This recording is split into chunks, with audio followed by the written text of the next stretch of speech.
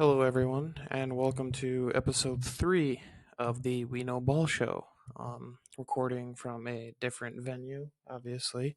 I am at a different house as my new job is training, so I have to be here all week to train. So yeah, that's fun. This week we're gonna get into kind of talking about the divisional round, what happened this weekend. We're going to do our championship Sunday picks. We're going to get into some stuff with the beta wall. I have some more stuff to talk about there.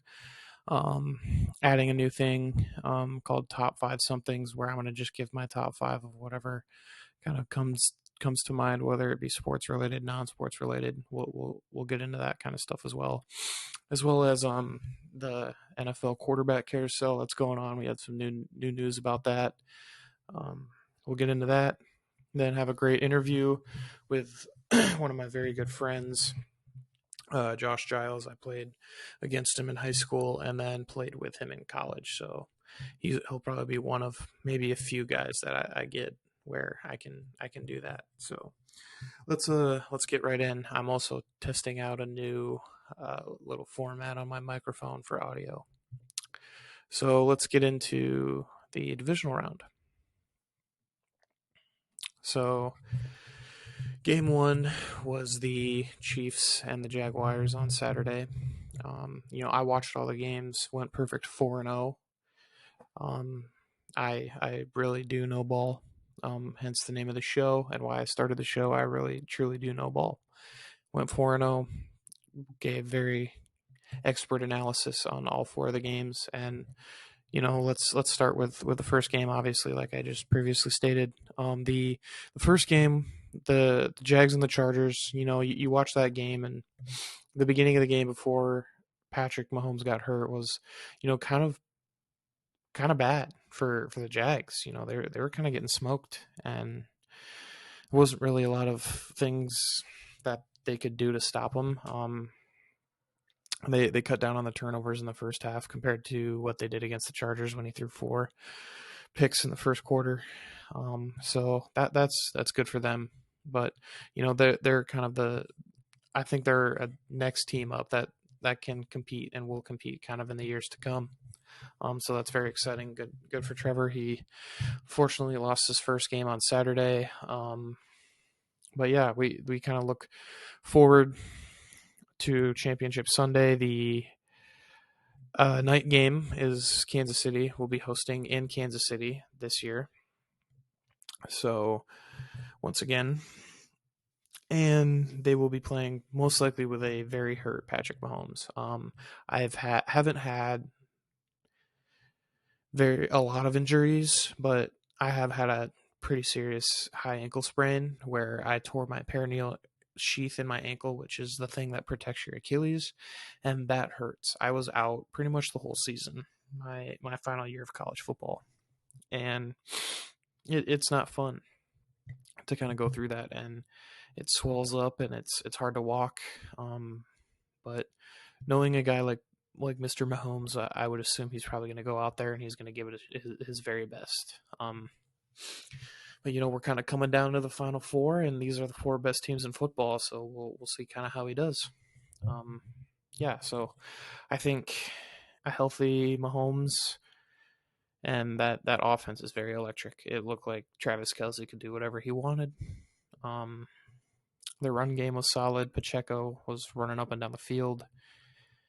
Yeah, but you really like what you saw from Doug Peterson and Trevor Lawrence and that whole offense. It was very cool to see. So it's very exciting to see what the future holds. Complete turnaround from last year in the Urban Meyer kind of scandals and saga. So on to the second game. It was the Eagles taking on the Giants, and that was a bloodbath. I tell you what, the Eagles just completely outmatched them. They could do whatever they want against the Giants, and it's sad to see the Giants go because they're kind of a dream team to go. Everybody kind of rooted for them a little bit, no matter what. But I think everybody kind of knew that the Giants were going to beat the Vikings. I mean, the Vikings were soft. 13-14. And I mean, you see all the teams that the Vikings beat are no longer in the running for the playoffs. So it just goes to show that, the Vikings may not have been as good as what everybody thought. Well, I knew they weren't good. But anyway, we got to see a pretty fully healthy Jalen Hurts. I still think he's not at 100%, but honestly, at this point in the season, nobody truly is 100%. And if you say you're 100%, you're lying to yourself. So, yeah, we go into the Sunday game. The rematch from that Monday night game where Damar Hamlin went down, and it's sad to see, but it was good to see what everybody thinks is Damar Hamlin out there, given the heart symbol, above his chest. Even though you could barely see him out there. And a lot of people are actually saying that it may not have been him. And there's a lot of medical experts that are saying, when he was doing this and putting the heart symbol and the 3 up, like people who have cardiac arrest injuries like that should not be able to be doing that. And an injury like that, it's a very slim chance that they do not end up in a wheelchair. And I'm not saying that he can't be able to do that, but with the way his recovery is going, it's very, very fast. Not saying that it can't go fast. I'm not a doctor, but just it's all kind of weird. And whenever CBS or NBC, whoever was playing, I think it was CBS, was filming the game and showing Damar up there in the booth, you couldn't tell it was him. And the Bills even had a picture of him in the booth. You couldn't tell that it was him either. He had his hood up, kind of all that stuff. So it just kind of begs a question of kind of what's going on with that. If he was there and if he is that healthy, congratulations, Damar. We all kind of were praying for you, wishing you good health and good spirits. But we'd love to see you on the field again very soon. But kind of back into the game, kind of the same thing as the Eagles. The Bengals came in and they kind of they came in with a chip on their shoulder, kind of proving everybody, hey, we're still the reigning, defending, undisputed AFC champs, and you got to earn it. And they showed it. Like, the Bills weren't ready to earn it yet. They have to earn it. And Josh Allen and them were in crew were sloppy. Like, it's kind of tough to say, but they didn't look good down the stretch. Kind of towards the end of the year, they were very sloppy. And you play a good team, a better team like the Bengals. It's going to show that if you play sloppy football, you're not going to win. And I was seeing on Twitter kind of a lot of stuff because I have friends that are fans of teams kind of all over the globe or all over the country. And a couple of my friends that are Bills fans are like, well, it would be a different game if Von Miller and Jordan Poyer were in and stuff like that. And yeah, it probably would have been a different game. But you also have to understand that the Bengals also had injuries too. Like, Trey Hendrickson is playing with a broken thumb. Sam Hubbard isn't 100%. Their offensive line, they're pretty much playing at 20% of their offensive line from week 1, and they ended up only giving up 1 sack. They didn't turn the ball over at all. They played a very clean and crisp game, and that's how you win football games. You win the turnover battle, you play a clean game, and you score. That's what they did. Another kind of controversial topic about that game is the catch, the Jamar Chase catch. It was not a catch. You have to maintain possession all the way down, and including when you go down on impact of the ground, you have to maintain that possession. And when he was down and out of bounds, where his possession is now reestablished, he did not have the ball. So therefore, it was not an actual catch. But it didn't really matter. It would have been a 21-point game instead of a 17-point game, possibly more. You never know. So, but we got Bengals Chiefs in the AFC Championship game. That is the late game on Sunday. And we rounded out with a very kind of weird game. I think this was a very weird game, probably going to be the weirdest game of the playoffs. And that is the San Francisco 49ers hosting the Dallas Cowboys. Now, I say this was a weird game because, these are two great defenses and two pretty high caliber offenses. So you think it's either going to be a slugout or a shootout. And it was, in fact, a slugout. Now, the difference between a slugout and a shootout is a slugout, it's going to be more of an all defensive, slow scoring game versus a shootout is going to be high scoring, low defensive game. And it was definitely a slugout, low scoring game. One touchdown for each team. Brett Maher once again missed a kick. It was technically blocked, but you watch all the replays and the reviews and stuff. You watch it in slow-mo, and he would have shanked that thing 10, 15 feet, and it hurts because he's also a Nebraska guy, but at the same time, he's been in the league for a long time, and he needs to be making those kicks. Not saying that cost him the game, because it definitely didn't. Dak's 2 interceptions, and probably should have been about 5 interceptions, cost him the game. So you just kind of have to pick your poison there. Along with, Dalton Schultz, he's not a rookie tight end anymore. You need to make sure that you're not lazy with your catches. And me being a former tight end and a former tight ends coach, you have to be able to secure the ball, get 2 steps in, get as many steps as you can in to make sure it's secured and you're in bounds, and then get out of bounds. And, he just put 1 foot in and just called it good. Thought he had both in. No, he didn't. But, you do that, and then very strange final play where you got Zeke in, who's ineligible, and he's snapping the ball to Dak. Zeke gets absolutely demolished. Thank God they ran shotgun, otherwise it would have been a Colts 2.0 where Dak would have been sacked. Dak throws a little quick slant, and the dude that caught the quick slant gets absolutely smoked, and that's the game. And that's 2 times that a very poor last play of the game cost the Cowboys their season. And I don't know who to blame. Do you blame Dak Prescott? Do you blame Mike McCarthy? Do you blame the front office and Jerry Jones and their decision making for all this stuff that's been going on kind of in these last few years? Because since I've been born, I'm 24, they have never been to the NFC Championship. I've never seen them in the Super Bowl. I have a Super Bowl football from that the Cowboys played in, and I think that was the last time they played in the Super Bowl. And it blows my mind. It absolutely blows my mind that a team that's supposed to be America's team, that's supposed to be, the Yankees of the MLB, and they haven't done anything since then. So, yeah. Championship Sunday, this Sunday. Super exciting weekend. From 4 to 2. Get to decide who's playing in the Pro Bowl games and who goes to the Super Bowl. This is the Final Four that I ended up with since day 1 of the playoffs. I called the Bengals were going to win the Super Bowl week 1, and I'm riding with that. I'm riding with my pick still. I think the 49ers defense will be able to stop the Eagles offense, and I think the 49ers just have too many weapons for the Eagles defense to stop.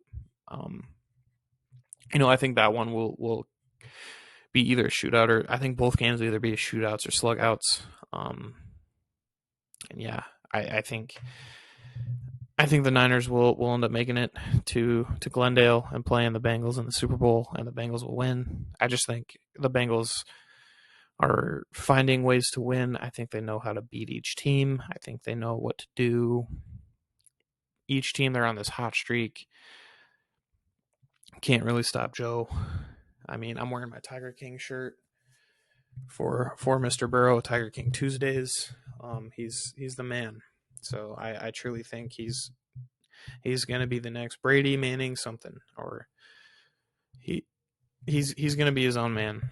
Even so, but it's going to be a fun kind of next 2-3 weeks. I'm super excited. Our next topic, our next segment is debate a wall.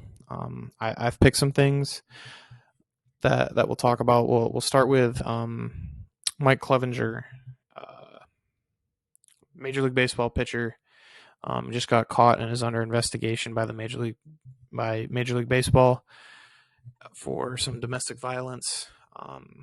You hate to see that in any sport, and it makes people, even if you're whether you're guilty or whether you're innocent, it doesn't matter. Like, there's still always going to be that kind of thought in the back of people's heads. Like, you were still under investigation for it.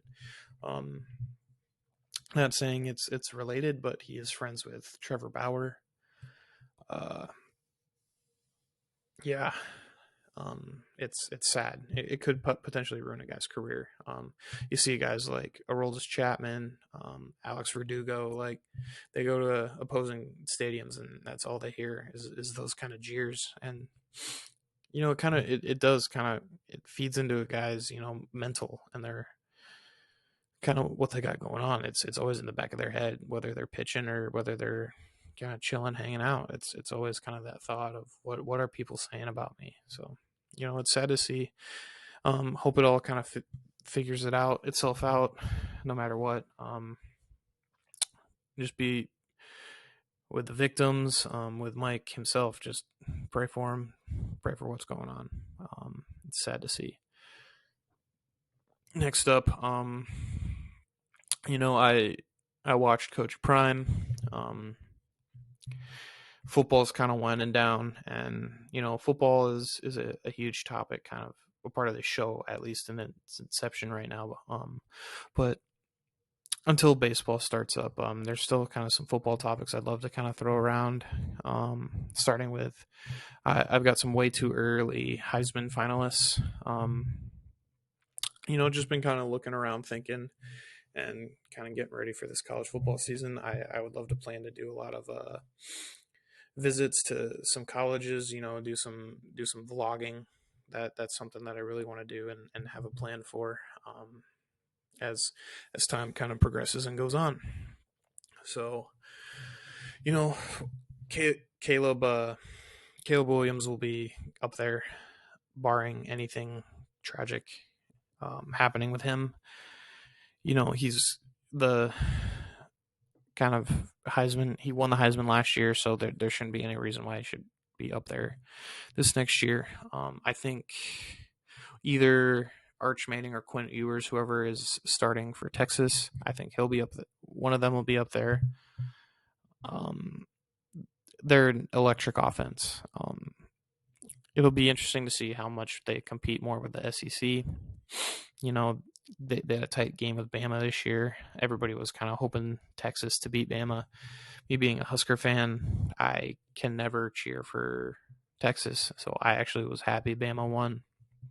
And bumping Bryce Young's draft stock is nice. Hoping the Colts get a top pick.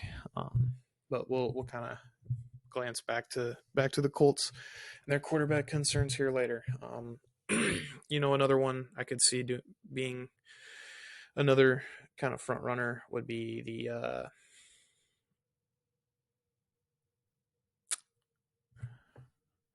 another front runner for me would be Sanders, Deion's son, Shadur Sanders, the quarterback. He's super electric. Or even kind of any of the Colorado kids like Travis Hunter or Sanders. They're studs. They can play. They can ball for sure.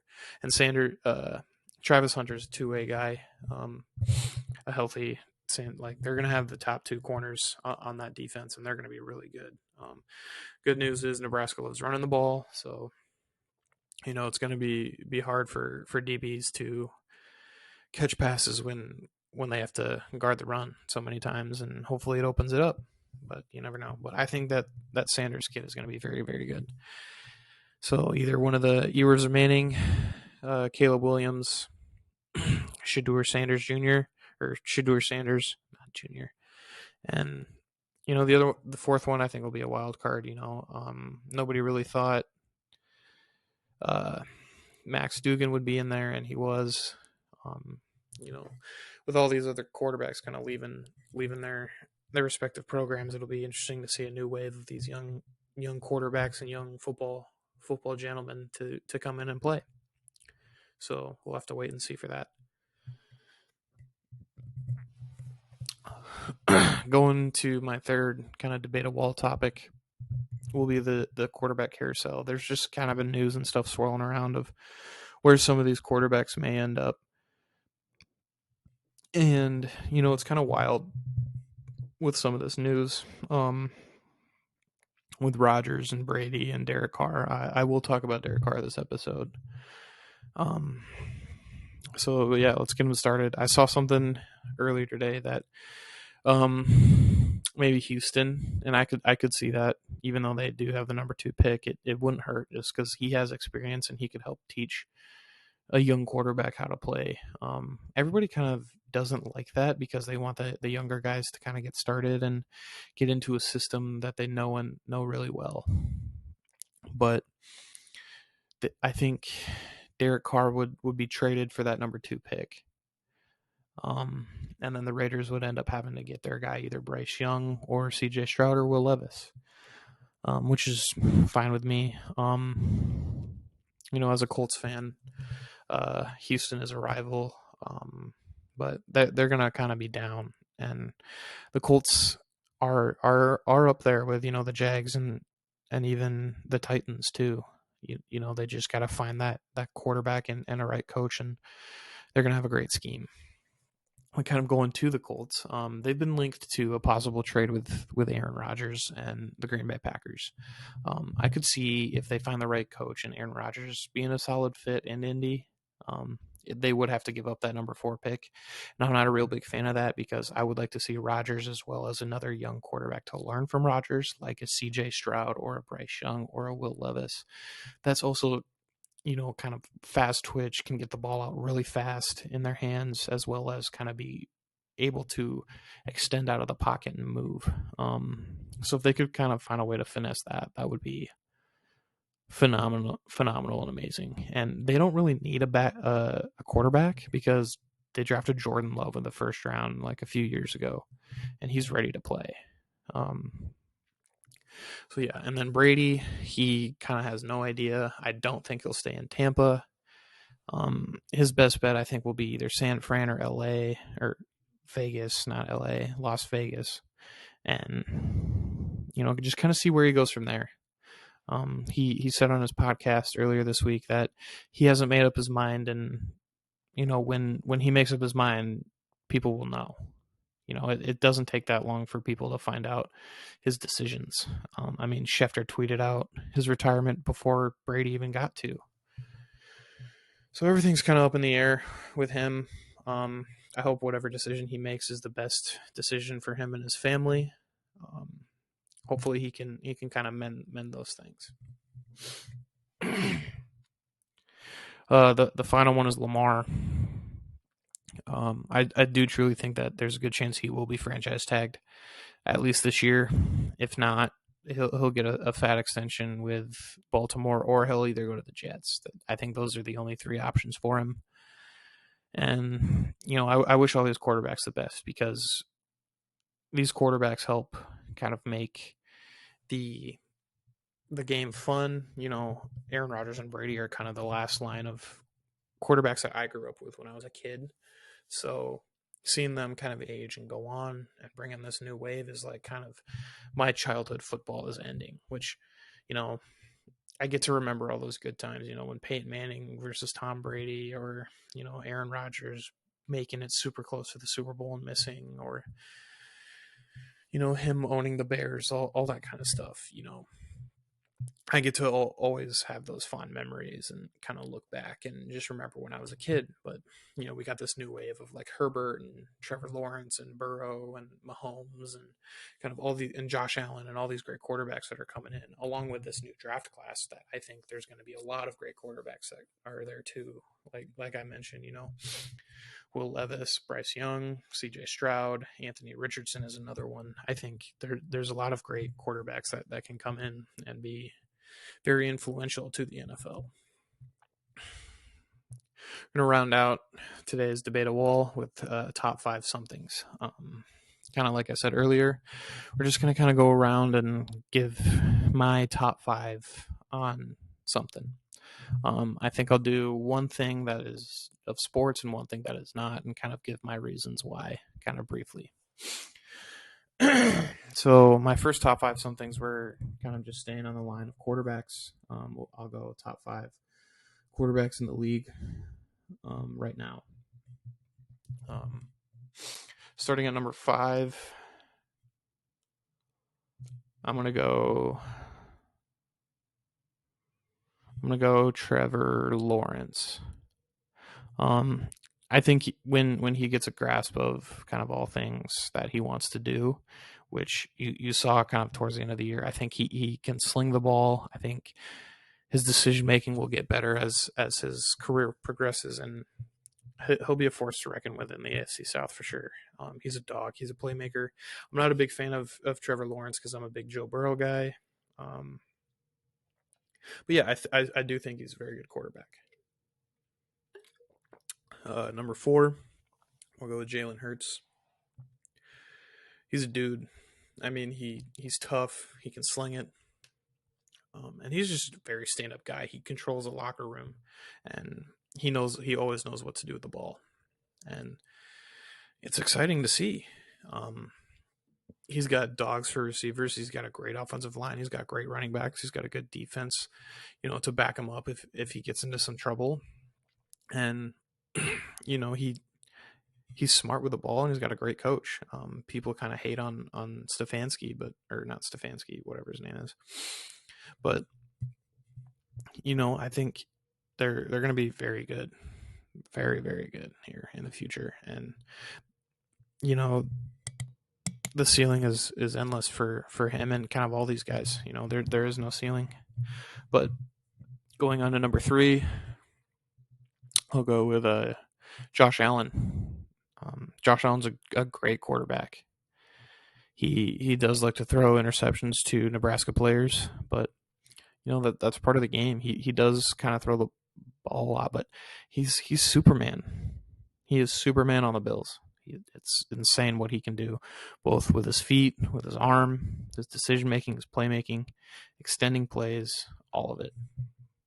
The only thing that kind of sets him kind of below this upper echelon of these other two is he throws a lot of picks, and some of them are his fault and some of them are not, but that's how the game is. Yeah. Number 2 is Joseph Lee Burrow. I'm if anyone is a bigger Joe Burrow fan than me, I'd love to meet him and just kind of share our love for Joe Burrow together. We're not going to get into a debate or an argument. If you're a better Joe Burrow fan than me, go ahead. You can be if you want. I don't care. But I'm a huge Joe Burrow guy. He's great. He's smart. He's got great receivers. Even when his back is against the wall, he still knows a way out of it. He's got that swagger, that clean, nice, smooth game day fits. He's got it all, man. He's amazing. Not really much else I can say about that. I can't even think of a bad thing to say about the man. And number 1, I mean, how can you not say Patrick Mahomes is the best quarterback in the league? He finds ways to turn nothing into something, and it's magical. He truly is a magician on that field, and it's a sight to see. Everybody kind of calls him Baby Goat, the next Tom Brady, and if he wins 7 Super Bowls, maybe he can be. But all the top 3 quarterbacks, I mean, they always have to go through at least one of them to get to the Super Bowl. So it's going to be a fun kind of AFC for a long time. Fun little AFC battles for a long time. And those are my top 5 quarterbacks. Something that's not kind of sports related. We'll go. Let's go top 5 TV shows because it's easy. My top 5 TV shows of all time that I've watched. Number 5. I'm gonna go with Breaking Bad. It's kind of the first show I ever watched one of the first shows, kind of drama shows that I ever watched on Netflix, and kind of got hooked very, very quickly. It's a great story. Has a lot of plot points that you can follow and kind of just really get into it and enjoy it. So I like it a lot. Number 4 is kind of a similar story, but it's on the comedy side. It's The Office. I've watched The Office so many times. I think it's so funny. I can't get enough of it. There's one episode that I'd never watch, and it's the Scott's Tots episode, just because it's so cringy and I cringe so much at it. But you just gotta kind of just pay attention and work around it. There's a new challenge and a new story every day for that crew at Dunder Mifflin, but there's always kind of a main kind of plot point that you can always follow that is in the show, and that's kind of what I like a lot about it. Number 3 is The Mandalorian. Number 3. It's got a good show. I'm a huge Star Wars guy. I love Star Wars. And Pedro Pascal is a great actor. He's also in Game of Thrones, and he's also in the new The Last of Us show, and he does phenomenal in all those roles. He's actually that meme of, someone's laughing really hard, and then he like kind of goes into like a sob. He's in a Zoom, and that's him. And he's a great actor. You got the Grogu stuff, and it's a great kind of change from what we've had in previous, with the Star Wars movies and stuff. And it's a different avenue that we can get a storyline that's still Star Wars without kind of the Skywalker storyline of lightsabers and the Force and stuff, which there is some elements of that in there, but it's not all about that, which I like a lot. It's kind of the underbelly of Star Wars. Little Wild West themed. Number 2 is Game of Thrones. Pedro Pascal, kind of like I said, is in it, but that storyline and those plot points are kind of the main drive and love for it. I fell in love with a bunch of characters, and the big part of that show is you shouldn't fall too in love with those characters because you never know what's going to happen with them. And that's just kind of part of the show. You just gotta watch and wait and see, and everything kind of comes to a climax at the end, whether you like it or not. And my favorite show, I think, is the greatest show of all time, and that's The Sopranos. It's a completely captivating show. Highlights, the mob, the mafia, the Italian mafia in New Jersey, and a little bit in New York, and goes through kind of the family life of a top gangster in that mafia family. And James Gandolfini is great. Tony's great. You go through the ups and downs of a whole family, and it's amazing. And that's why it's my number 1 show. And if you guys kind of didn't disagree with any of these topics, or you didn't like my picks or my choices on anything, that's okay. And one thing I would say to you is just go ahead and debate a wall. We are now on to the interview portion of today's show. Today's interview is a former teammate of mine, and actually a former high school rival of mine. He is a 2-time state champion in basketball and football. 1 state champion in football, 1 basketball. Actually has, I don't know how many state championships he has, but he has a lot. For the Madison Bulldogs. He is also the 2018-2019 Scout Team Player of the Year for the Dakota State Football Trojans. My good friend, Mr. Josh Slim Giles. While you guys are listening to this interview, just be aware that I will be probably playing my Oculus. I'm going to get probably my high score and your boyfriend's high score. So enjoy. Okay, on today's show, we have one of my very good friends, Josh Giles. Josh, how are you doing today? Good. How are you, Cameron? Doing good. So the reason why I kind of put you on this show and became one of my guests is, we became very good friends kind of throughout college, and it our relationship kind of technically started in high school when we played each other.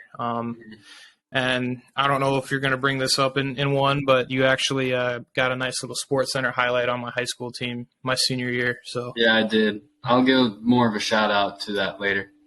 okay, so let's get this started. Kind of a few questions that I ask all my guests here, and then kind of towards the end we'll kind of freelance on some questions. But so the first question, this magic moment. This is a moment in sports where either you became a fan or someone of a particular sports team. Like I know you're a huge T-Wolves guy. Maybe a moment in Timberwolves history where, someone would become a fan. So Yep. what is your magic moment? When I first saw this question, I first thought of Timberwolves and the playoffs last year. But I thought 10 more seconds, and the first thing I thought of, Stephon Diggs sideline touchdown. Minneapolis Miracle Camp. I'll never forget that moment in my life when Case Keenum hucked it down the sideline. Stephon Diggs catches it, and we go to the NFC Championship. Granted, what happened next week after that, regardless, that moment in time I was with probably 10 buddies at his house. It's winter in South Dakota. And we were running around in the snow when that happened. I'll just never forget that moment. And I don't know if you're not much of a Vikings fan, I guess, but Paul Allen, if you know who he is. I've heard the name, yeah. He's the commentator for the Vikings. Yeah, okay. Yeah, I've heard him then. Yeah, for sure. And we immediately flipped and was listening to Paul Allen going crazy, and we were going crazy.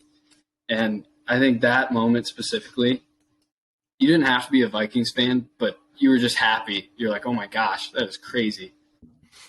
Yeah, Yeah. I remember that for sure. I keep telling Vikings fans that they, especially you, they should have kept Case Keenum instead of Kirk Cousins. Just for that moment, you can always kind of go back and say, well, Case Keenum isn't a good quarterback, but he has that one play. He was good on that stretch for the Vikings, I'll tell you that. For sure. And that specific playoff round kind of keeps circling back during playoff time, and everyone's like, I still can't believe this was the AFC and NFC championship, because you had Brady versus Blake Bortles, and then Big Dick Nick Foles versus Case Keenum, and it was just legendary, and Nick Foles ends up winning the whole thing. Nick Foles has the game of his life and outduels Tom Brady. For sure. But that moment was super funny. We were at Nicky's in Madison for our football banquet. So that was super cool, really funny, because your brother was there, and I think that was the year he won Offensive MVP. So he just had a great night. All right, so this next question, I'm actually super curious about, because you're a multi-sport athlete. You're just those Giles triplets are just kind of freaks of nature in sports for some weird reason. But yeah, you're a huge basketball guy. You're a football guy. I know you're pretty serious into baseball as well. So who's your favorite player that you just admired growing up as a kid? Well, growing up as a kid, like you said, not only did I play basketball, football, baseball, but my brother and my sisters, so we were always going to every different sporting event. So I had to pick a couple, not just one. But for me, being a Minnesota sports fan, growing up, there was no other person I idolized than the great Joe Mauer. Joe Mauer, if you didn't like Joe Mauer, you weren't a true Minnesota fan. You weren't, almost like you weren't from South Dakota if you didn't like Joe Mauer. And my family, my parents, my dad, we grew up always loving Joe Mauer. You can find me as a little picture as a baby, and we always got Twins gear, all of us three triplets. And we always, I think me especially as a little kid, we would always go on family vacations, and going to Twins games was kind of a big deal for us. So, I don't know, kind of a special connection with me and Joe Mauer. So he was the first person I can say I looked up to as a sports player, I guess. And then tying in with that, Joe Mauer wore number 7. My brother wore number 7. I did in high school, and that's kind of where that started. To go along with that, for football, it was Michael Vick, which kind of everybody loved Michael Vick growing up. Who did? It was hard not to. But I'll tell a little story. Michael Vick was on the Falcons, and obviously everybody loved him. And then when he came back to the Eagles, right, I wanted to get a Michael Vick jersey on the Eagles so bad when I was young. And I told my mom, I said, can I get this jersey, And my mom didn't know much about football. But she goes, oh, I don't know. Is he a good guy? So I had to convince my mom for 10 minutes and show her all this stuff about how he's said all these things, he's done all this stuff, said he's sorry about what happened. And I had to convince my mom to buy me a Mike Vick jersey, and I still have that jersey to this day. That's awesome. Yeah, he's a Madden cheat code for sure. Exactly. And you can kind of tell in your play as a football player, you're definitely a scrambling quarterback, just like Vick was. So You're not the lefty that he was, but no, I wasn't the lefty like Mike Vick or my brother, but I could always watch Mike Vick highlights, and I always tried to do what he did, honestly. Yeah, I feel like if you combine your brother and you, like your brother's arm strength and being a lefty with your kind of escapability, you'd be pretty equal to an NAIA Mike Vick. Mm-hmm. So kind of going on from, the big studs of sports, your favorite sports, Joe Mauer, kind of, I just giggled a little bit just picturing your big old family of 6 going to Target Field or the Metrodome. I should show you some of the pictures, Cam. I don't think I've shown you, but I will have to.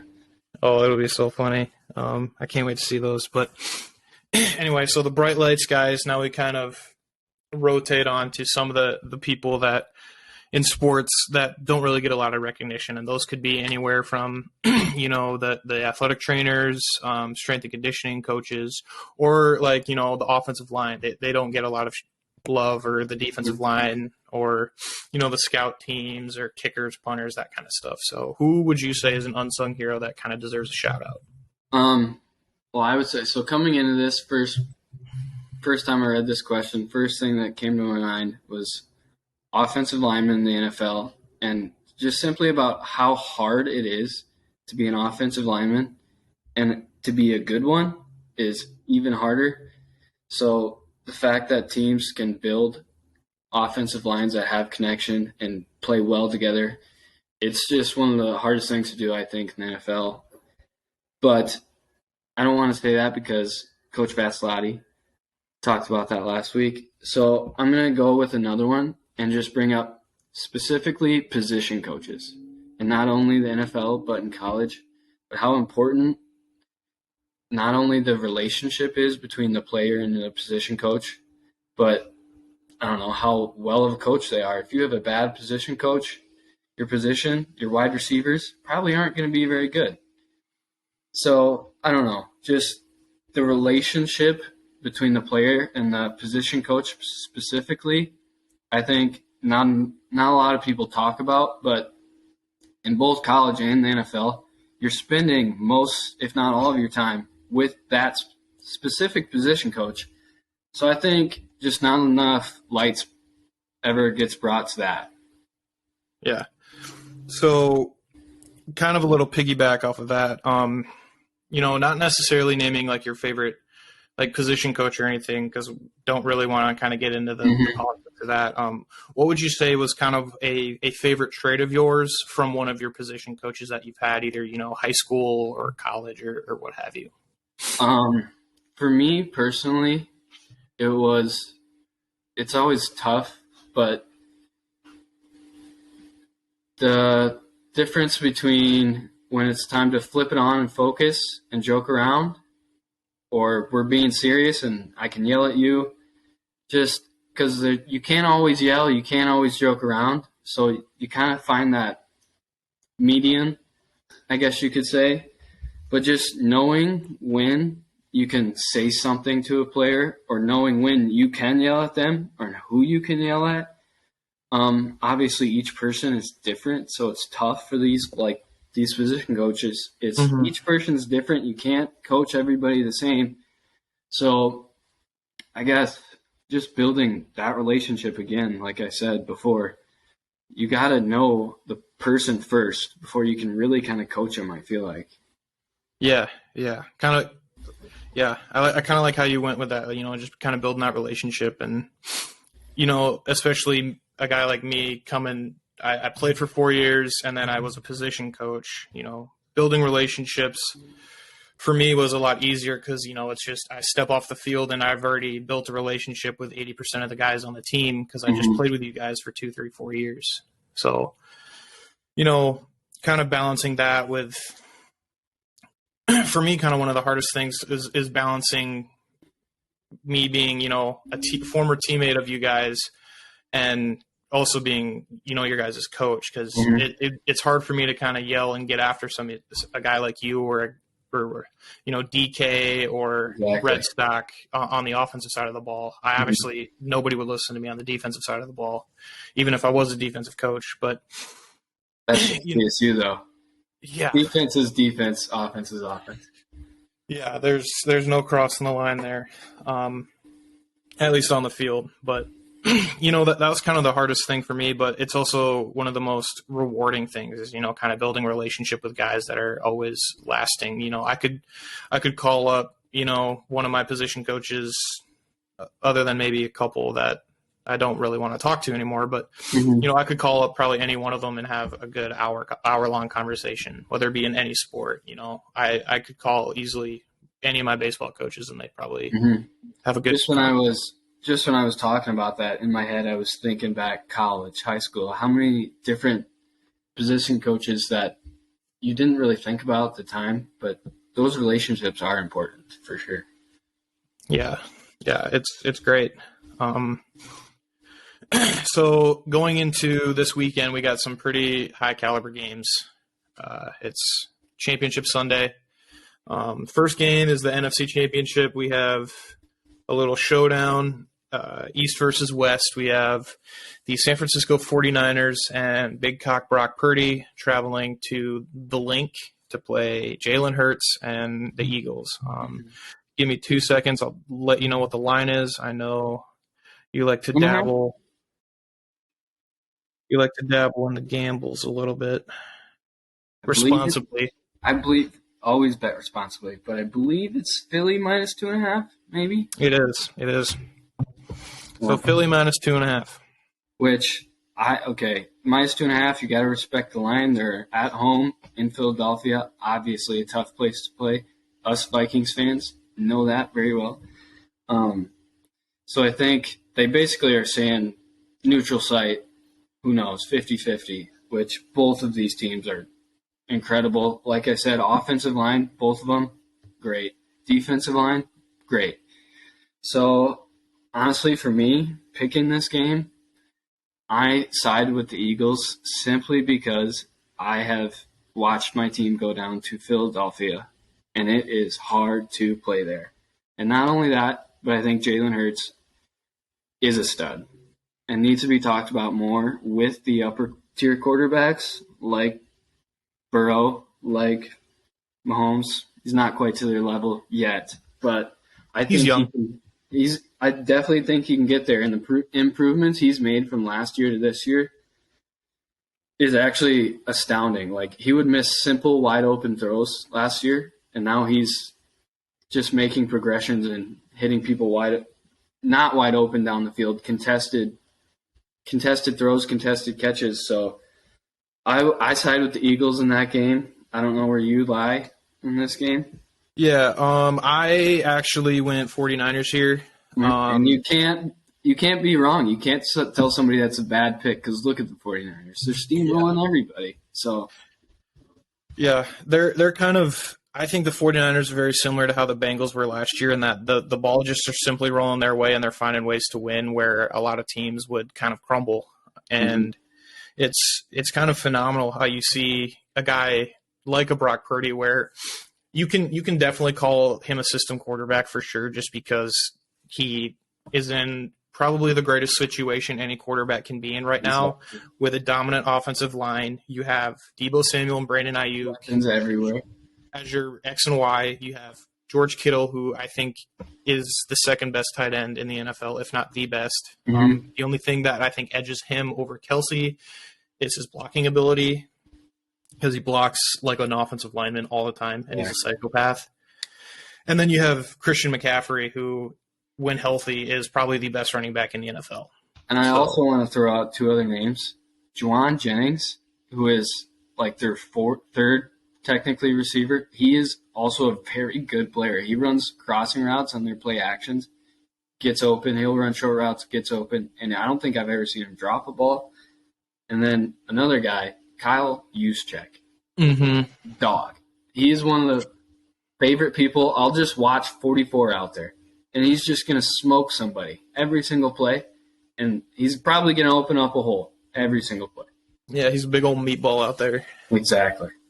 I always kind of think, in different meeting rooms, kind of before practice, you have like a pre-practice meeting. And when everybody kind of goes in the 49ers, they go into that kind of wide back, where you have Deebo, McCaffrey, but Juszczyk doesn't do that. So do you think he just kind of sits by himself in a room alone? I don't know. He probably just sits and puts on his own computer and just studies his own highlights of him just smoking people. Yeah, let me watch this A-gap cut block here. Just work on his fundamentals of cut blocks. I do want to throw out, you brought up Brock Purdy. People can say he's a system quarterback, and yeah, he is. Obviously, the system's great. But you can't deny he's making plays out there. Yeah. He's making plays that not every quarterback would make. So, and it's not every single play. It's not Mahomes. He's running around. But it's 2, 3, or 4 plays throughout the game that he will make, and they're winning football plays. And that's all he needs to do. Yeah, he plays very smart football. He knows he makes the right throws. He doesn't turn the ball over. I don't think he has an interception at all. Not lately, that's for sure. Yeah. I think I can check here. Well, Garoppolo is still technically their passing leader. But I suppose. I don't know how many games he played. Yeah, I can just look at this game. Brock Purdy. Oh, he's thrown four picks this year. I know he had one game with a couple for sure. Yeah, but he hasn't thrown any interceptions in the postseason. So exactly. And that's when all play good defense. That'll win you a lot of games. Yeah, and I just think the 49ers defense is one of the only defenses that can actually stop that Eagles offense. Mm-hmm. I think all across the board, you have Jarvarius and Jimmy Ward. You have Fred Warner, who literally is built like a defensive end but can cover like a free safety. Yeah. And then you have what was he showing blitz in that A gap and then turn around. And he was pressing CD. Yeah. First of all, Dak obviously needs to throw that to Ty, but yeah, that's regardless. The fact that Fred Warner can make that play is ridiculous.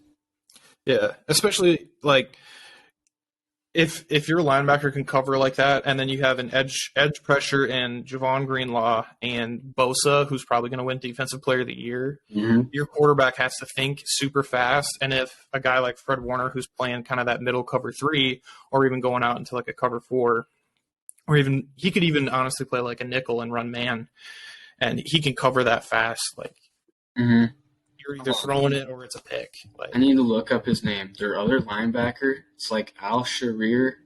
Oh, Aziz Al-Shair. Yes, him. I don't know how to pronounce his name. He is also one of the fastest linebackers. Sideline, always smoking dudes. He's one of the person that stood out to me last week anyways. Yeah, so I think I said kind of in my preview is it's going to be a slug out where it's just all defense and nobody's going to score, or it's going to be a shootout and it's all offense. I do think it'll either be 16-10 or it'll be 38-35. Yeah, there's really no in between there. So second game on CBS, it'll be the Bengals heading to GEHA Field at Arrowhead Stadium, where the Chiefs play, and the line is Cincinnati -1, which is kind of shocking. But yeah, opened up as like Chiefs -1, and now it's moved Cincinnati -1, which I guess Mahomes' ankle, but like we knew that. I don't know. I think it'll bounce back and forth kind of through the progression of the week, just depending on how his ankle is and how he's practicing, how he's feeling. Mm-hmm. But yeah, I think, the biggest question mark last week was Cincinnati's offensive line versus the Bills. Yep. And they proved it. Exactly. They showed up and showed out, and it was great. They were dominating. Run game, pass game, they were doing whatever they wanted. Yeah, I think the biggest question mark, though, between this game and that Bills game is the Bills don't have as good of a defensive line that the Chiefs have, because the Chiefs, they have Chris Jones and Frank Clark. Yeah, those are two dominating guys. Mm-hmm. So it's a difference maker, but the ball swings both ways, and the Bengals defense is nothing to shake a stick at, even though Eli Apple's being a dumbass. But yeah. Two defensive players I want to bring up on the Bengals is DJ Reader, their nose tackle. He's another dog. You cannot move him, and he's been dominating centers all year long. So the matchup between him and Creed Humphrey, that's one to pay attention to, I think. And then their two edge rushers, Hendrickson and Hubbard, going against, who was it, Orlando Brown, and who's their other one? Trent? I don't even know their names. But I know they got two good tackles versus two good ends, and a really good center versus a really good nose tackle. So I don't know. It's going to be whoever wins that matchup, I think, is going to win the game. And I think I side with the Chiefs on that. Yeah. I've been sticking kind of with my predictions all the way through because they've withheld, and this was my Final Four prediction way back in the wild card is this. So yeah, I had Bengals Niners with Bengals in the Super Bowl winning. That's you're pretty spot on then, huh? Yeah, I have a lot of faith in Joe Shiesty. Joe's the man. How could you not? Yeah, that was probably that pregame video of him throwing and doing that spin was probably the coolest thing I've ever seen in my entire life. Exactly. And he's just so poised, it doesn't matter. Patrick Mahomes has never beaten Joe Burrow ever. Because technically, when they would have played his rookie year, he tore his ACL, so they didn't play. But even then, I think he still would have been a pretty resounding factor. And nobody talks about how strong Jamar Chase is. He's yoked. Yeah, he's super shifty. He's one of the fastest receivers in the league. His hands have nothing but improved, and he's driving dudes, and he's taken shots. This dude had hip surgery 2 months ago and has taken some hard shots from guys like Matt Milano, who's an absolute dog. Who killed Mike White, if we remember that. Yeah. Killed Mike White. Mm-hmm. But you got him, and then you have T. Higgins, who, if he goes anywhere else, he's a wide receiver 1. I love and Tyler Boyd. I love T. Higgins. And he's got that chip on his shoulder. Everybody was kind of hating him for the DeMar Hamlin thing, even though it wasn't his fault. Mm-hmm. That's just a situation, obviously. Yeah, I mean, I kind of know how he felt a little bit. My junior year of high school, I had a kid, Ian Volk. He got a really bad concussion against Vermilion, and we were running on kickoff. We just scored. And we're running down, and I make the tackle, and he lands on top of me and just won't get off me. He hits me in the back of my head with his head and just won't get off. And he ends up, getting stretchered off and stuff. Scary. It's scary, yeah. So you stop thinking about football for a little bit. I'm sure T. Higgins, that Monday, Tuesday, I'm sure it was tough for him to go to practice and tie his cleats. You know what I mean? Yeah. Oh. just one of those things. But I'm glad DeMar Hamlin's okay. Even though it just seemed a little sketchy at the game, with not being able to see him. I don't know if you saw, but I think Josh Allen came out today and he said he confirms that it was DeMar Hamlin. So I believe it a little bit more now, but it was like there was a lot of stuff floating around there. There was a lot of stuff floating around on Twitter and social media. Yeah, I should stop getting all my news from Twitter, but that's the only thing I look at. Read a newspaper, Cam. Yeah, I need to start getting into black and white. But yeah, Bengals, Chiefs, 49ers, Eagles, winners go to the Super Bowl, losers go to the Pro Bowl. So yeah, fun. 7-on-7. They just announced Pat McAfee and Kirk Herbstreit are calling the 7-on-7. So that'll be fun. The losers can have fun there. Mm-hmm. Yeah. And they got the Mannings for coaches, and their captains are Pete Davidson and some other guy. I saw Pete, but I didn't see who the other one was. I thought it was Shannon Sharp because I want it to be Shannon Sharp after the Lakers stuff. That would make sense. All right, let's kind of get back on track a little bit here. So next thing we have is, Mount Rushmore. So you and I kind of talked back and forth about kind of what we want to do for Mount Rushmore team. Mm-hmm. And we kind of decided on quarterback, wide receiver combos that you have seen in person. So kind of how we do this is you're going to rattle off kind of your four, explain why. And then if I can come up with one that kind of got left off, that might be like one of your honorable mentions. If you don't say it, then we'll kind of talk about it. So, so who is your Mount Rushmore of your quarterback, wide receiver? Okay, this no order, because if you wanted to order, it would be a 30-minute conversation about who should be where and why. And it's tough to do because all of these duos are great. So first off, I'm going to start off with this duo didn't last too long, but Tom Brady and Randy Moss, they broke all their records together. How can you not have them on the Mount Rushmore duos? GOAT of quarterback, whatever you want to say, he's my GOAT of quarterback. And then Randy Moss, I'm a Vikings fan, so favorite receiver of all time. They have to be in the Mount Rushmore. No questions, no conversations. Now next, also maybe a little controversial, but I'm going to say Patrick Mahomes and Tyreek Hill. Okay. I'm not sure if everybody would have him up there, but what those two were able to do, you couldn't game plan for that. You can't game plan for Mahomes scrambling and Hill to take off and to throw it 90 yards down the field. And it was just a game changer, and they won a Super Bowl. So I don't know how you can leave them off the fact that they literally changed the game with the deep ball the way they did. And then this is where it kind of gets tough, but I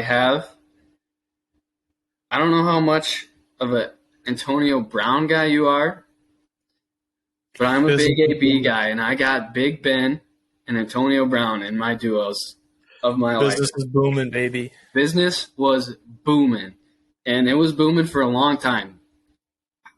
They were unguardable. Antonio Brown, fantasy football, was the best player in fantasy football for almost 10 years. And what they were able to do together was incredible. And Antonio Brown, a lot of controversy around him. He gets a lot of hate.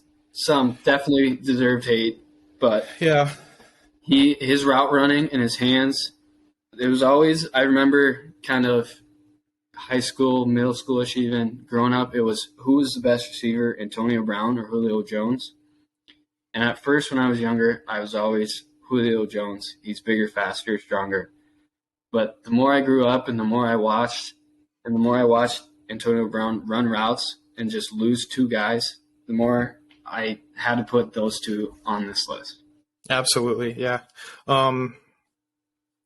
We go by whatever period of time that you pick. So last week, Coach Vass did Wisconsin. Of course he did. And he put Brett Favre in there, but he said none of the off the field stuff. And I just said, we'll go Green Bay, Brett Favre. Yep, that's fair. That's what you got to do. You can't. Don't worry about anything off the field. This list specifically football. So yeah, he puts that stuff on the field. Mm-hmm. And now my last one here is I got Aaron Rodgers and Devontae Adams. Those two, obviously, we played them twice a year for how long? Vikings did. And we couldn't cover them. Nobody could cover them.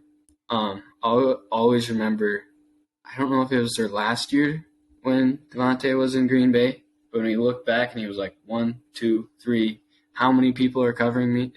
That's what you had to do to stop those two together. Mm-hmm. And the fact that you're going to have a Mount Rushmore and those two aren't going to be on it, you couldn't have that either. So that's what I got. And I will say the hardest, I couldn't decide between these next two right here because I had no idea which one to pick because it's the same quarterback, but Matt Stafford and Cooper Kupp and Matt Stafford and Calvin Johnson. Yeah, Megatron. I couldn't pick between those 1 and 2, so I kind of just left it off, which I call it the easy way out, but I don't know how you can pick between those two and how you can put one in front of the other. And so I don't know what your thoughts are there, but. Yeah, I mean, Mount Rushmore technically has the Crazy Horse little memorial too, so you can have one as we can have a Matt Stafford with a Kupp and Calvin Johnson. Yeah, I like that. Yeah, we'll put that as like Crazy Horse or something. Yeah. But yeah, I loved your list, dude. They're great lists. Some ones that I kind of thought about, Mahomes and Hill is a good one. I think just because of just recency bias in this year, I would have put Kelsey there, and that's just recency bias. Which that one I thought about too. It's like, well, do you do Mahomes with Kelsey or do you do Mahomes with Hill? And I'll say if Kelsey and Mahomes can go win it this year, you can put out Kelsey in for Hill. But I just chose Hill just for the fact that technically it's wide receivers is what we were doing. Yeah. Well, I don't know. But you could definitely throw Kelsey in there too. Yeah. And then one that I kind of thought, yours are all NFL. I love the NFL, but I'm also a huge college guy. You're also a Vikings fan, Justin Jefferson. I thought maybe you would have put the Burrow-Jefferson 2019 combo in. And say, if we were going college, they'd be number one, and there would be no arguments for anything else. Yeah, or maybe even Jay Jettis and Kirk O'Bangs. I could not have Mount Rushmore of Kirk Cousins. I'm sorry. I like Kirk Cousins. He gets a lot of hate and doesn't deserve to get that much hate. Some hates deserve it, but not that much hate. But he does not belong on a Mount Rushmore. Okay, this is you played quarterback, right? Played quarterback for a long time, yes. Okay, so I'm gonna put you in a quarterback situation, okay? Game is on the line, season is on the line. Okay, it's 4th and 8. Stop. I already know where you're going. We're running empty. We're running 4 verticals, and the tight end's got a little out route. Okay? Let me ask you this, Cam. What do you think I would have done with that football? You would have ran the ball. Maybe. Yeah, that's probably right. Nobody was open, so I probably would have tried to scramble. And Kirk cannot do that. But no. Besides the point. I probably would have scrambled, tried to make a play. Or you would have probably chucked it. That's also what I was thinking. I probably would have chucked it to Justin Jefferson. Or I think it was Thielen on the other side. Might have been open. He had the one-on-one. So I think you'd probably got to go there. You got to go to the one-on-one. But Jefferson's caught it between 4 guys before, so could you throw it there? In Buffalo? Mm-hmm. It wasn't that bad. People were hating on it a lot. But Jefferson's covered. Thielen's covered. He's got pressure right in his face. He's kind of got to get rid of it because he can't run. So he's kind of got to get rid of it. And he's thinking, I got to get it to Hawk. Hawk one-on-one, he can make somebody miss. But it's too late, kind of on the back shoulder, so he couldn't do anything with it. And then season's over. But I don't know. Well, I'll give you some grace. Kirk Cousins now has the second worst last play of the year after Dallas and that awful, miserable play. Yeah. I just thought it was hilarious. Watching Zeke, I'm surprised Zeke didn't cuss everybody out after that.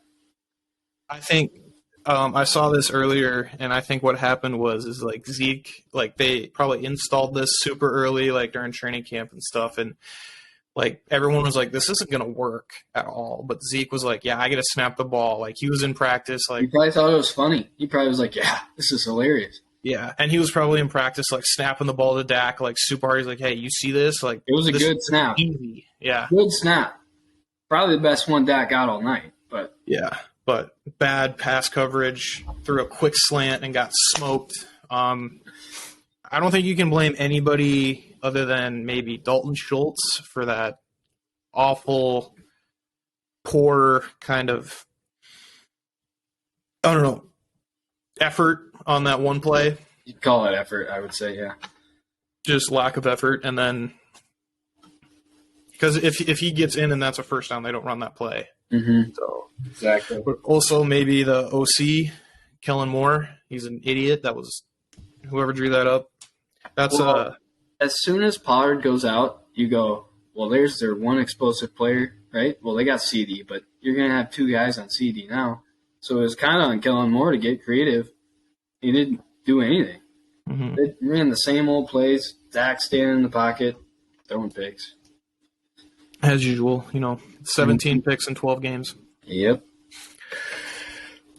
But yeah, I think it'll be a fun weekend of football. They should be all great games. Those two Yeah. should be great games for sure. I don't think, other than maybe the Giants-Eagles game, there wasn't a good game. I think even that Bengals-Bills game, there was always like, well, they still got Josh Allen. Can't count them out. Yeah. Like Bengals did dominate them. They were never technically out of the game until the last couple minutes, so I would agree with that. Did you think Jamar Chase caught that ball in the back of the end Well, I zone? did for sure. But I will say you kind of have to call it a non-catch, right? With all the rules and was it a catch? I think you kind of have to call it once you slow it down. But watching it live, you think, oh, my God, great catch. You didn't even think anything of it. Yeah. And you go back in the replay, and the ball kind of moves. Shout out to Milano. He got his hand in there. I think that's what it was.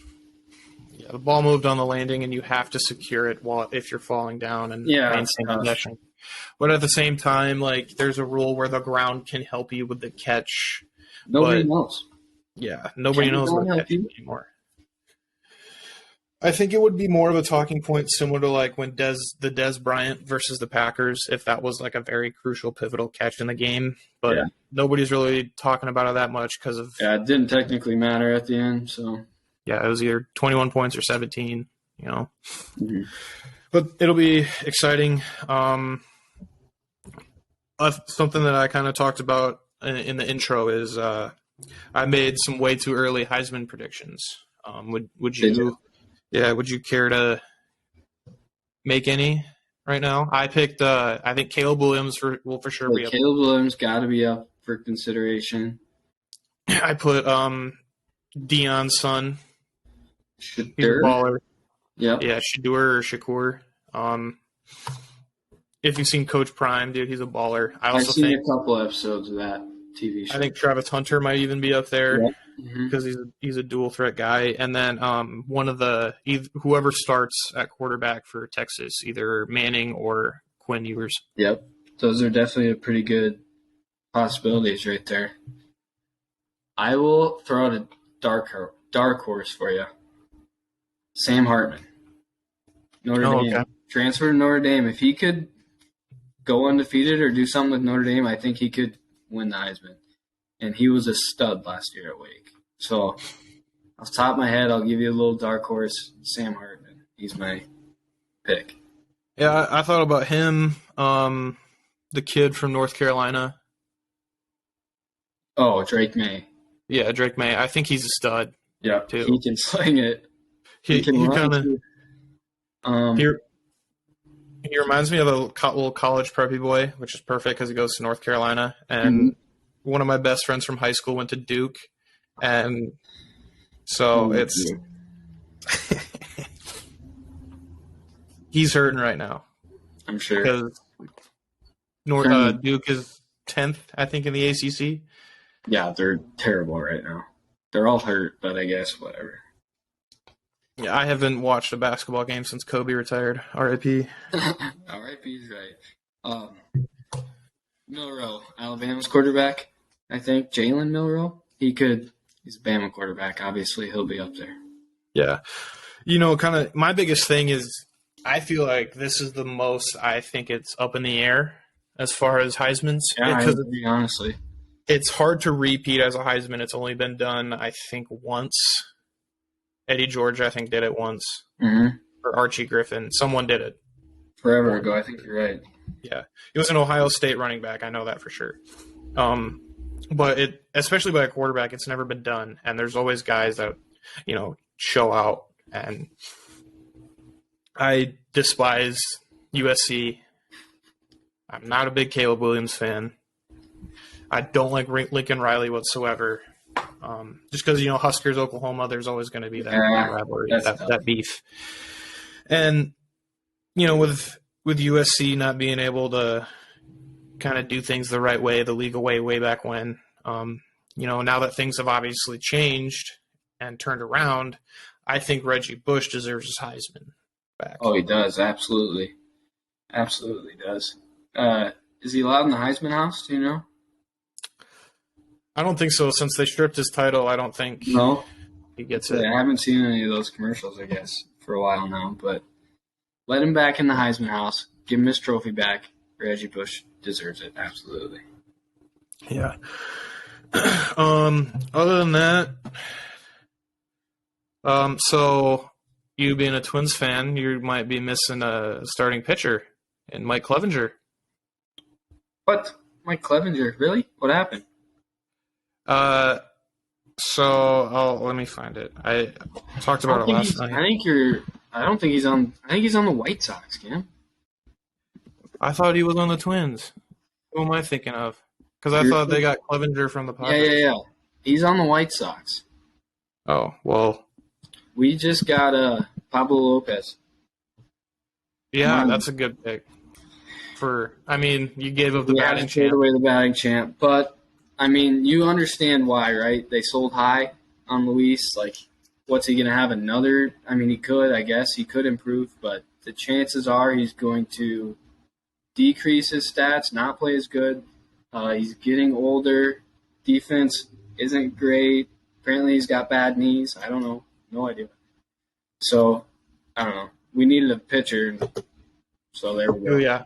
Well, and not to mention you have a lot of premier shortstops in your prospects.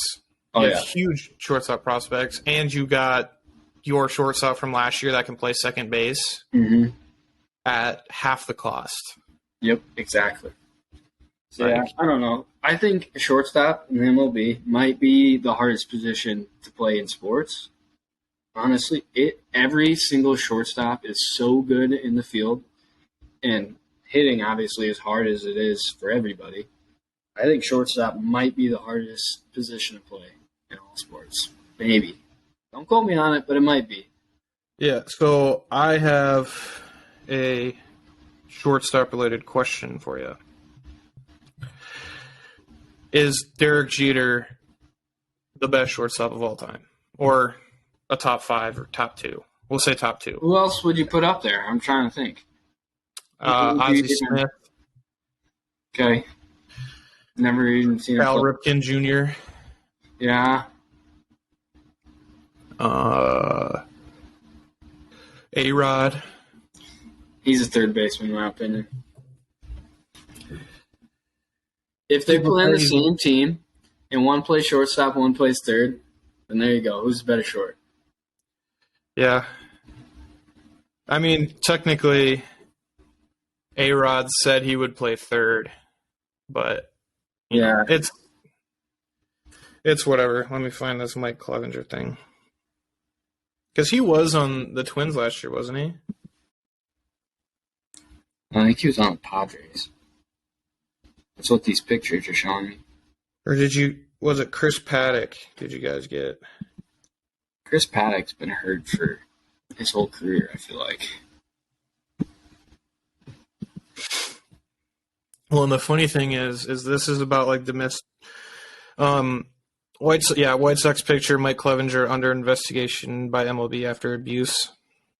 What was it? Substance abuse? Or what was it? Domestic abuse? What was it? Domestic abuse. And the funny thing is he's like best friends with Trevor Bauer. I was just going to say that. I thought those two hung out. Yeah, because they were both. Yeah, they were both on. I think. Yeah, they were both on Cleveland together for a long time. Yep. Mm-hmm. They won a World Series, did they not?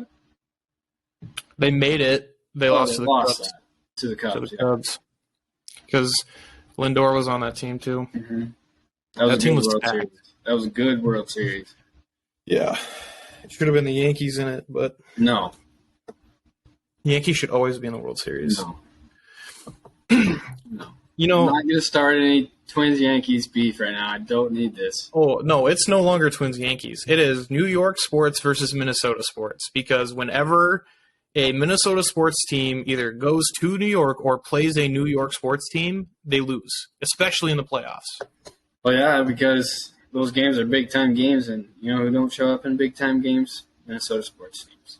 It's what we do throughout my whole lifetime. So. Hey, I think you got one-ups on the Knicks, though, so. I don't know. Do we? We're about in the same spot, right? I don't know. I don't watch basketball. Well, I'm pretty sure they're both. Knicks are probably. I think we're both about 500. Mediocre. We just gave 5 first-round picks for. I don't want to talk about it. Somebody irrelevant on the offensive end and is the overhyped on defense. So. Who? Is it like a young guy? Who is what? That you guys just traded for? No, I meant Rudy Gobert. Oh, yeah. Okay. Now I know. Yeah. I remember now. He's garbage. Worst, probably going to be the worst trade in sports history. So, yeah. There's that for you on the T-Bulls. Trading the Merchant of Death for a WNBA player wasn't good either. That's a good point. Good point. Or Russell Wilson. Another terrible trade. How about that? You don't know how that's going to work, though. Give it more time. Yeah, I think Nathaniel Hackett was the biggest problem there. Oh. So. He looked like he had no idea what he was doing. Do you think Urban Meyer or Nathaniel Hackett is a worse head coach? You have to go Urban's worse, right? For what he did in the middle of the season? Yeah. He didn't even finish the year out. You had to get. And neither did Hackett. Yeah, but he made it almost all the way through, did he not? What week was it? I think week 14, and I think Urban was week 15 or 16. Shoot, I thought Urban was earlier, but yeah, no, I'm gonna go Hackett because Urban's an idiot. They're both an idiot, but at least Hackett wasn't kicking his players and stuff. Well, exactly, and at least he wasn't leaving the game just to go to some bar and feel up some random women. So yeah. Yeah, he didn't have a generational quarterback, just waste his rookie year. For real. Yeah. But hey, they turned it around. They got a bright future ahead of them. Yeah, Doug Peterson, great coach. Yeah, it'll be interesting to see what the Chargers do, but who knows? But that's all I have for you. Do you have anything? No, I don't got much else. Talked for a while, so. Alrighty, well, thanks, Josh. Thanks for having me, Cam. Yep.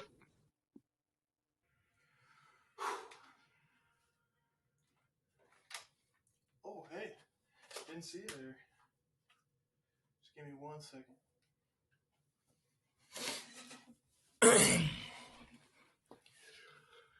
Well, hope you guys enjoyed the interview because I was totally kicking butt at Beat Saber. Decided to bring out my Oculus this week. Didn't want to travel with my big monitor and Xbox and all that jazz. So just decided to bring my Oculus to kind of give me some free time, and I'm really good at it, just like about everything. So just some kind of things I want to talk about in the outro, and more things that I've been watching. I finished that 90s show. Kind of disappointed in it. I'm tired of all these reboots that have been happening, but companies are going to start beating dead horses, squeeze money. But gotta keep watching. Episode 2 of The Last of Us was very good. Excited to see what's next. It's very much based on the video game. I never played it. I'm not a PlayStation guy, but exciting to see what the next kind of wave of shows and episodes are gonna be. Some shows I'm kind of looking forward to is, especially right now, because just kind of that season is the new Batman shows, the Penguin, and then the Arkham Asylum series. Those seem very exciting to me, as well as kind of Avatar and the Blue People Avatar, and Star Wars. There's always a bunch of stuff going on there. Another thing that I kind of want to end on, kind of this show, is some crazy stories. A lot of crazy stuff and some funny stuff has happened in my life. So I figured, just the last little bit of the show, I'd riff a little bit. And this actually happened yesterday, Tuesday. I just got off my shift at my job, and just I was hungry, didn't eat all day, and just wanted some food. So I went and stopped at a restaurant. Went through the drive-through, picked up my food, and on the way out, there's this homeless guy coming from, well, seemed homeless. He had one of those Wanderer Journeyman backpacks with it's got the metal on the back, and you can put a pillow and a sleeping bag, all of your stuff and fixins, granola, kind of all that jazz in the back. And he looked like he had been traveling a long ways, I would assume. Gave me that little hitchhiking hatchet, hitchhiking killer guy that kind of was a wave across the internet. There's that doc on Netflix that I have yet to see, but anyway, he was kind of mumbling to me while he was standing in the middle of the road, and I was waiting for him to get out of the road so I could turn and get on my merry way back home. And he was still kind of talking to me. It was kind of the time of day where the sun was pointed at me. I couldn't really see very well, so he pointed out there was a car coming, and I was like, oh, this is a fine, nice gentleman helping me out while driving. And I think that since he thought that he helped me out by pointing out a car when I would have probably just stopped and waited for the car no matter what anyway, give it a good 2 seconds, let my eyes kind of adjust to the sunlight, and then figure it out, like any normal sensible driver would. But he came up to my window and asked me if I had any spare change, and I didn't really make eye contact with him. I was like, no, I don't. I wasn't trying to be mean. Like, normally I don't carry cash or change in my wallet at all. I have a little jar at home that I keep all my cash, or not my cash, my coinage in, and then I have a little secret stash of cash that I like to keep, that nobody even knows about or knows where it is.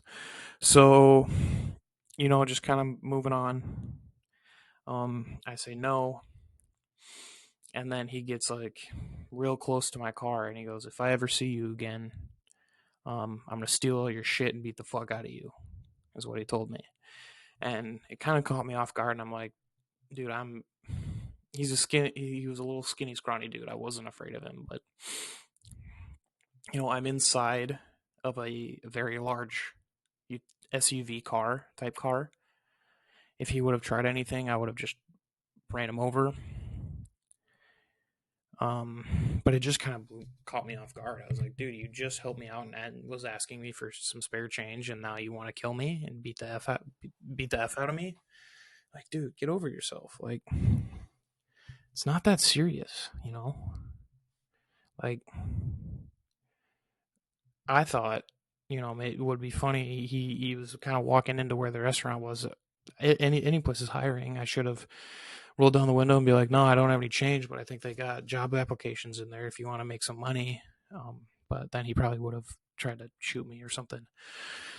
So, you know, maybe it was just a smart thing to do to drive off, but we'll never know. And if I ever see him again, I'm sure I'm gonna have another crazy story to tell.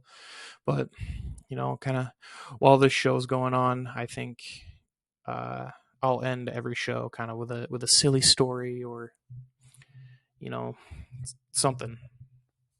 I think it'll be good. Just kind of end the week, end the show on some giggles. So that's our show. Please like, subscribe, comment what you thought was good, what you thought was bad.